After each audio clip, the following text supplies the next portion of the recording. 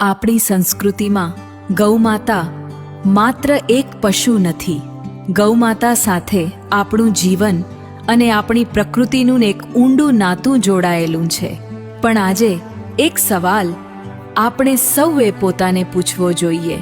આપણે જે ખાઈ રહ્યા છીએ એ ખરેખર કેટલું સુરક્ષિત છે?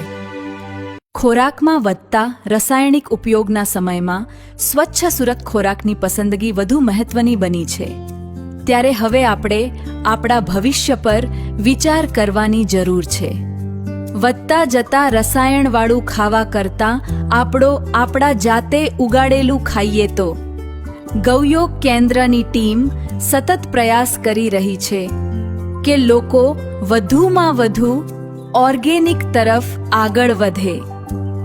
આ વિચારને માત્ર વિચાર સુધી નહીં, પરંતુ જમીન પર સાકાર કરવાની એક પહેલ છે.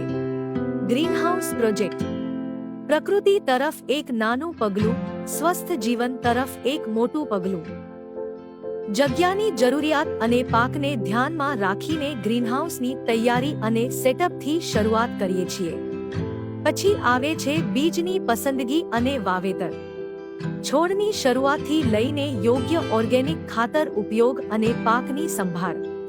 જરૂરિયાત પ્રમાણે વીકલી અથવા મંથલી ટીમ દ્વારા પાકની સ્થિતિનું નિરીક્ષણ અને જરૂરી માર્ગદર્શન આપવામાં આવે છે. અમારો હેતુ માત્ર ગ્રીનહાઉસ બનાવવાનો નથી, પરંતુ તમારા પોતાના ગ્રીનહાઉસમાંથી સ્વચ્છ અને ગુણવત્તાયુક્ત શાકભાજીની સફર શરૂ કરાવવાનો છે. તમે પણ બનાવો તમારી અગાસી કે ઘરની જગ્યામાં તમારા પોતાનું ગ્રીનહાઉસ.